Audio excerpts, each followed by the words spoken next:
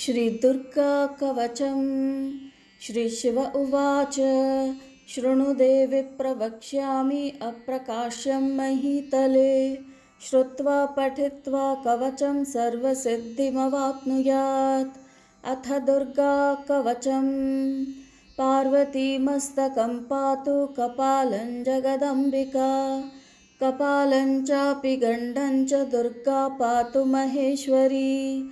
विश्वेश्वरी सदा पातु नेत्रं च शिवसुन्दरी।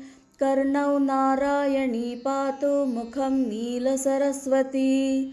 कण्ठं मे विजया पातु वक्षो मूलं शिवप्रिया। नाभिदेशं जगद्धात्री जगदानन्दवल्लभा। हृदयं चण्डिका पातु बाहु परमदेवता। केशांश्च पञ्चमी विद्या सभायां पातु भैरवी। नित्यानन्दा यशः पातु लिङ्गल्लिङ्गेश्वरी सदा। भवानी पातु मे पुत्रं पत्नीं मे पातु दक्षजा। कामाख्या देहकमलं पातु नित्यं नभोगतम्। महाकुण्डलिनी नित्यं पातु मे जठरं शिवा। वह्निजाया सदा यज्ञं पातु कर्म स्वधा पुनः। अरण्ये विजने पातु दुर्गा देवी रणे वने। जले पातु जगन्माता देवी त्रिभुवनेश्वरी। इत्येवं कवचं देवी दुर्ज्ञेयं राजमोहनम्। जपेन्मन्त्रं क्षितितले वश्यं याति महीपती। पूजया वरया भक्त्या क्रियया च विना शिवे। केवलं जपमात्रेण सिद्ध्यत्येव न संशयः। या पृच्छाते निगदिता कथिता वरवर्णिनी। इदानीं देवदेवेशी किं भूयः श्रोतुमिच्छसि। श्रीदुर्गा कवचम्। श्रीशिव उवाच शृणु देवि प्रवक्ष्यामि अप्रकाश्यं महीतले। श्रुत्वा पठित्वा कवचं सर्वसिद्धिमवाप्नुयात्। अथ दुर्गा कवचम्। पार्वतीमस्तकं पातु कपालं जगदम्बिका। कपालं चापि गण्डं च दुर्गा पातु महेश्वरी। विश्वेश्वरी सदा पातु नेत्रं च शिवसुन्दरी। कर्णौ नारायणी पातु मुखं नीलसरस्वती। कण्ठं मे विजया पातु वक्षो मूलं शिवप्रिया। नाभिदेशं जगद्धात्री जगदानन्दवल्लभा। हृदयं चण्डिका पातु बाहु परमदेवता। केशांश्च पञ्चमी विद्या सभायां पातु भैरवी। नित्यानन्दा यशः पातु लिङ्गल्लिङ्गेश्वरी सदा। भवानी पातु मे पुत्रं पत्नीं मे पातु दक्षजा। कामाख्या देहकमलं पातु नित्यं नभोगतम्। महाकुण्डलिनी नित्यं पातु मे जठरं शिवा। वह्निजाया सदा यज्ञं पातु कर्म स्वधा पुनः। अरण्ये विजने पातु दुर्गा देवी रणे वने। जले पातु जगन्माता देवी त्रिभुवनेश्वरी। इत्येवं कवचं देवी दुर्ज्ञेयं राजमोहनम्। जपेन्मन्त्रं क्षितितले वश्यं याति महीपती। पूजया वरया भक्त्या क्रियया च विना शिवे। केवलं जपमात्रेण सिद्ध्यत्येव न संशयः। या पृच्छाते निगदिता कथिता वरवर्णिनी। इदानीं देवदेवेशी किं भूयः श्रोतुमिच्छसि। श्रीदुर्गा कवचम्। श्रीशिव उवाच शृणु देवि प्रवक्ष्यामि अप्रकाश्यं महीतले। श्रुत्वा पठित्वा कवचं सर्वसिद्धिमवाप्नुयात्।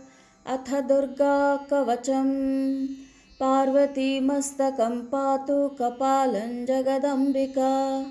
कपालं चापि गण्डं च दुर्गा पातु महेश्वरी। विश्वेश्वरी सदा पातु नेत्रं च शिवसुन्दरी। कर्णौ नारायणी पातु मुखं नीलसरस्वती। कण्ठं मे विजया पातु वक्षो मूलं शिवप्रिया। नाभिदेशं जगद्धात्री जगदानन्दवल्लभा। हृदयं चण्डिका पातु बाहु परमदेवता। केशांश्च पञ्चमी विद्या सभायां पातु भैरवी। नित्यानन्दा यशः पातु लिङ्गल्लिङ्गेश्वरी सदा। भवानी पातु मे पुत्रं पत्नीं मे पातु दक्षजा। कामाख्या देहकमलं पातु नित्यं नभोगतं। महाकुण्डलिनी नित्यं पातु मे जठरं शिवा। वह्निजाया सदा यज्ञं पातु कर्म स्वधा पुनः। अरण्ये विजने पातु दुर्गा देवी रणे वने। जले पातु जगन्माता देवी त्रिभुवनेश्वरी। इत्येवं कवचं देवी दुर्ज्ञेयं राजमोहनं। जपेन्मन्त्रं क्षितितले वश्यं याति महीपति। पूजया वरया भक्त्या क्रियया च विना शिवे।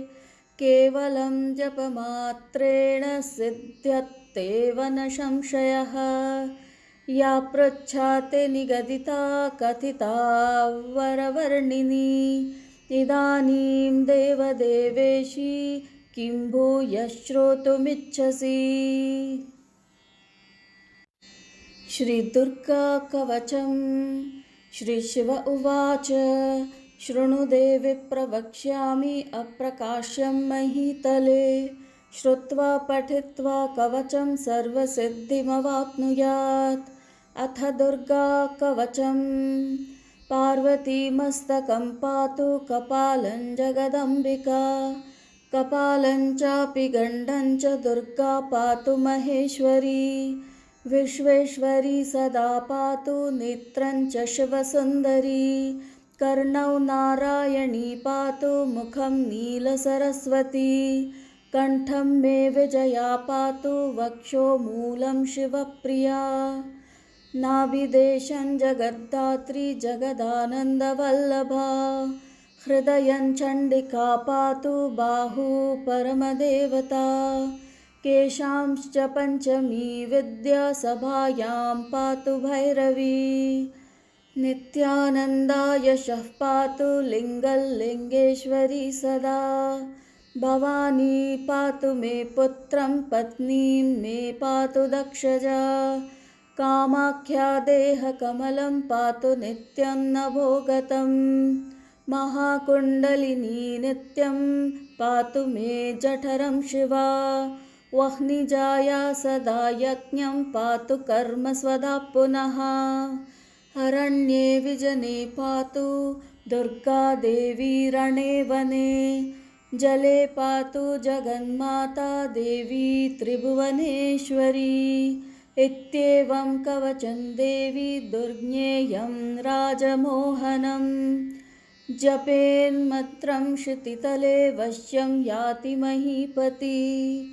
पूजया वरया भक्त्या क्रियया च विना शिवे। केवलं जपमात्रेण सिद्ध्यत्येव न संशयः। या पृच्छाते निगदिता कथिता वरवर्णिनी। इदानीं देवदेवेशी किं भूयः श्रोतुमिच्छसि। श्रीदुर्गा कवचं श्रीशिव उवाच। शृणु देवि प्रवक्ष्यामि अप्रकाश्यं महीतले। श्रुत्वा पठित्वा कवचं सर्वसिद्धिमवाप्नुयात्। अथ दुर्गा कवचं पार्वतीमस्तकं पातु कपालं जगदम्बिका। कपालं चापि गण्डं च दुर्गा पातु महेश्वरी। विश्वेश्वरी सदा पातु नेत्रं च शिवसुन्दरी। कर्णौ नारायणी पातु मुखं नीलसरस्वती। कण्ठं मे विजया पातु वक्षो मूलं शिवप्रिया। नाभिदेशं जगद्धात्री जगदानन्दवल्लभा। हृदयं चण्डिका पातु बाहु परमदेवता। केशांश्च पञ्चमी विद्या सभायां पातु भैरवी। नित्यानन्दा यशः पातु लिङ्गल्लिङ्गेश्वरी सदा। भवानी पातु मे पुत्रं पत्नीं मे पातु दक्षजा। कामाख्या देहकमलं पातु नित्यं नभोगतं। महाकुण्डलिनी नित्यं पातु मे जठरं शिवा। वह्निजाया सदा यज्ञं पातु कर्म स्वधा पुनः। अरण्ये विजने पातु दुर्गा देवी रणे वने। जले पातु जगन्माता देवी त्रिभुवनेश्वरी। इत्येवं कवचं देवी दुर्ज्ञेयं राजमोहनं। जपेन्मन्त्रं क्षितितले वश्यं याति महीपति। पूजया वरया भक्त्या क्रियया च विना शिवे।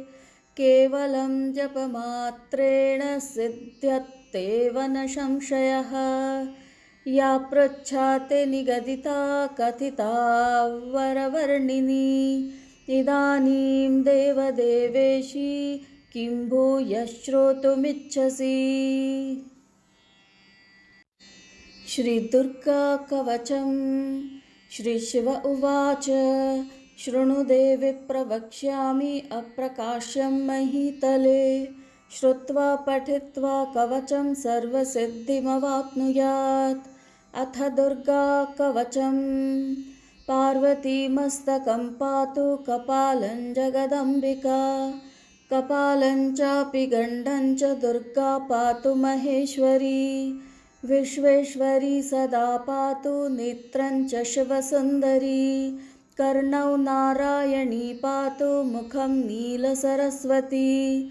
कण्ठं मे विजया पातु वक्षो मूलं शिवप्रिया। नाभिदेशं जगद्धात्री जगदानन्दवल्लभा। हृदयं चण्डिका पातु बाहु परमदेवता। केशांश्च पञ्चमी विद्या सभायां पातु भैरवी। नित्यानन्दा यशः पातु लिङ्गल्लिङ्गेश्वरी सदा। भवानी पातु मे पुत्रं पत्नीं मे पातु दक्षजा। कामाख्या देहकमलं पातु नित्यं नभोगतं।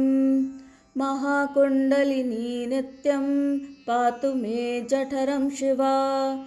वह्निजाया सदा यज्ञं पातु कर्म स्वधा पुनः। अरण्ये विजने पातु दुर्गा देवी रणे वने। जले पातु जगन्माता देवी त्रिभुवनेश्वरी। इत्येवं कवचं देवी दुर्ज्ञेयं राजमोहनं। जपेन्मन्त्रं क्षितितले वश्यं याति महीपति। पूजया वरया भक्त्या क्रियया च विना शिवे। केवलं जपमात्रेण सिद्ध्यत्येव न संशयः। या पृच्छाते निगदिता कथिता वरवर्णिनी। इदानीं देवदेवेशी किं भूयः श्रोतुमिच्छसि। श्रीदुर्गा कवचम्। श्रीशिव उवाच शृणु देवि प्रवक्ष्यामि अप्रकाश्यं महीतले। श्रुत्वा पठित्वा कवचं सर्वसिद्धिमवाप्नुयात्। अथ दुर्गा कवचम्। पार्वतीमस्तकं पातु कपालं जगदम्बिका। कपालं चापि गण्डं च दुर्गा पातु महेश्वरी। विश्वेश्वरी सदा पातु नेत्रं च शिवसुन्दरी। कर्णौ नारायणी पातु मुखं नीलसरस्वती कंठं मे विजया पातु वक्षो मूलं शिवप्रिया नाभिदेशं जगद्धात्री जगदानन्दवल्लभा हृदयं चण्डिका पातु बाहु परमदेवता केशांश्च पञ्चमी विद्या सभायां पातु भैरवी नित्यानन्दा यशः पातु लिङ्गल्लिङ्गेश्वरी सदा भवानी पातु मे पुत्रं पत्नीं मे पातु दक्षजा कामाख्या देहकमलं पातु नित्यं नभोगतं महाकुण्डलिनी नित्यं पातु मे जठरं शिवा वह्निजाया सदा यज्ञं पातु कर्म स्वधा पुनः हरण्ये विजने पातु दुर्गा देवी रणे वने जले पातु जगन्माता देवी त्रिभुवनेश्वरी इत्येवं कवचं देवी दुर्ज्ञेयं राजमोहनं जपेन्मन्त्रं क्षितितले वश्यं याति महीपति पूजया वरया भक्त्या क्रियया च विना शिवे केवलं जपमात्रेण सिद्ध्यत्येव न संशयः या पृच्छाते निगदिता कथिता वरवर्णिनी इदानीं देवदेवेशी किं भूयः श्रोतुमिच्छसि। श्रीदुर्गा कवचम्। श्रीशिव उवाच शृणु देवि प्रवक्ष्यामि अप्रकाश्यं महीतले श्रुत्वा पठित्वा कवचं सर्वसिद्धिमवाप्नुयात्। अथ दुर्गा कवचम्। पार्वतीमस्तकं पातु कपालं जगदम्बिका कपालं चापि गण्डं च दुर्गा पातु महेश्वरी विश्वेश्वरी सदा पातु नेत्रं च शिवसुन्दरी कर्णौ नारायणी पातु मुखं नीलसरस्वती कंठं मे विजया पातु वक्षो मूलं शिवप्रिया नाभिदेशं जगद्धात्री जगदानन्दवल्लभा हृदयं चण्डिका पातु बाहु परमदेवता केशांश्च पञ्चमी विद्या सभायां पातु भैरवी नित्यानन्दा यशः पातु लिङ्गल्लिङ्गेश्वरी सदा भवानी पातु मे पुत्रं पत्नीं मे पातु दक्षजा कामाख्या देहकमलं पातु नित्यं नभोगतं महाकुण्डलिनी नित्यं पातु मे जठरं शिवा वह्निजाया सदा यज्ञं पातु कर्म स्वधा पुनः हरण्ये विजने पातु दुर्गा देवी रणे वने जले पातु जगन्माता देवी त्रिभुवनेश्वरी इत्येवं कवचं देवी दुर्ज्ञेयं राजमोहनं जपेन्मन्त्रं क्षितितले वश्यं याति महीपति पूजया वरया भक्त्या क्रियया च विना शिवे केवलं जपमात्रेण सिद्ध्यत्येव न संशयः या पृच्छाते निगदिता कथिता वरवर्णिनी इदानीं देवदेवेशी किं भूयः श्रोतुमिच्छसि। श्रीदुर्गा कवचम्। श्रीशिव उवाच शृणु देवि प्रवक्ष्यामि अप्रकाश्यं महीतले श्रुत्वा पठित्वा कवचं सर्वसिद्धिमवाप्नुयात्। अथ दुर्गा कवचम्।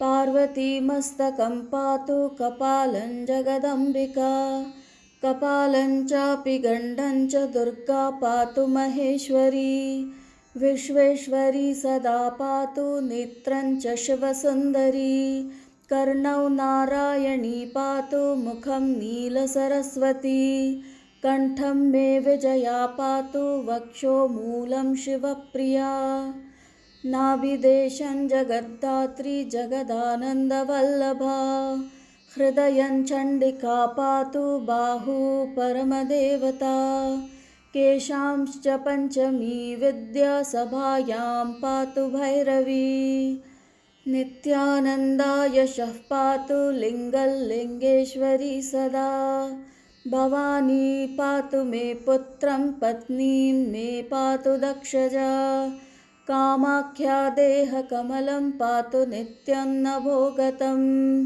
महाकुण्डलिनी नित्यं पातु मे जठरं शिवा वह्निजाया सदा यज्ञं पातु कर्म स्वधा पुनः हरण्ये विजने पातु दुर्गा देवी रणे वने जले पातु जगन्माता देवी त्रिभुवनेश्वरी इत्येवं कवचं देवी दुर्ज्ञेयं राजमोहनं जपेन्मन्त्रं क्षितितले वश्यं याति महीपति पूजया वरया भक्त्या क्रियया च विना शिवे केवलं जपमात्रेण सिद्ध्यत्येव न संशयः या पृच्छाते निगदिता कथिता वरवर्णिनी इदानीं देवदेवेशी किं भूयः श्रोतुमिच्छसि।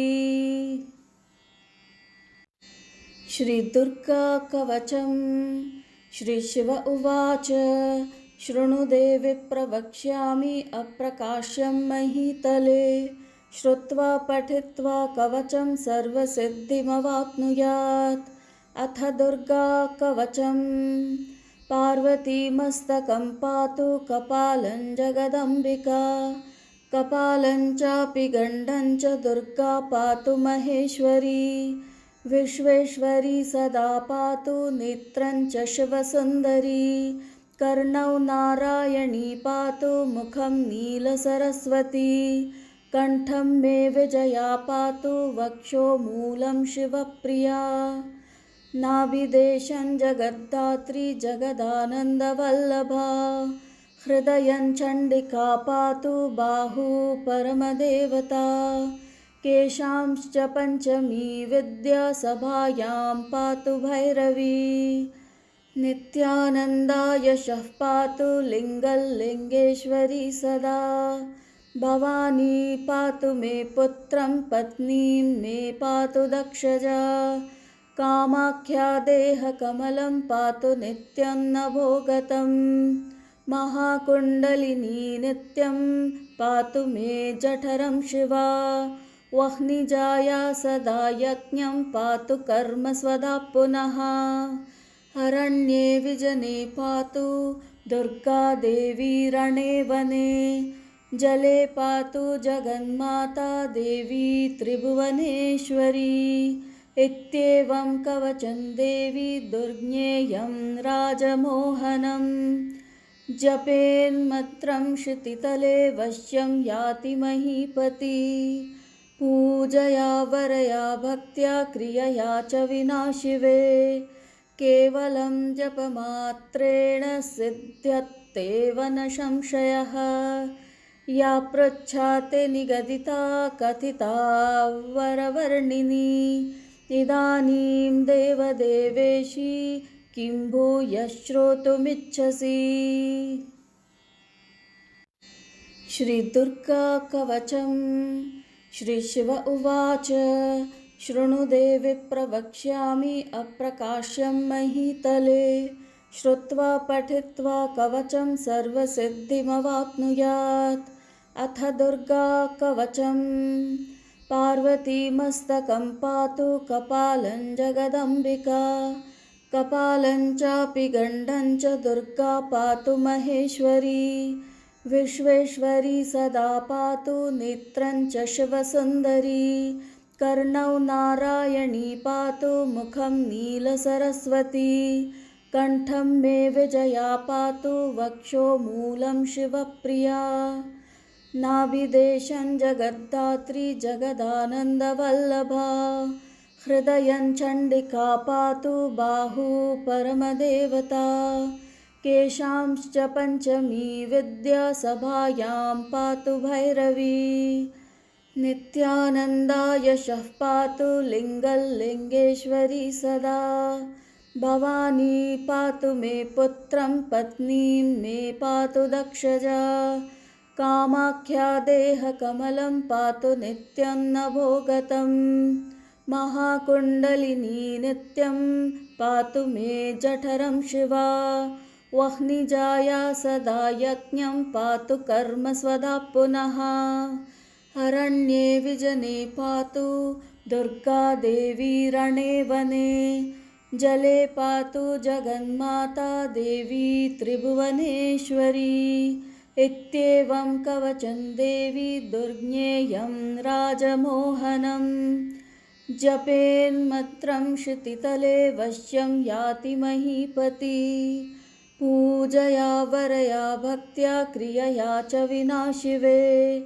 केवलं जपमात्रेण सिद्ध्यत्येव न संशयः। या पृच्छाते निगदिता कथिता वरवर्णिनी। इदानीं देवदेवेशी किं भूयः श्रोतुमिच्छसि।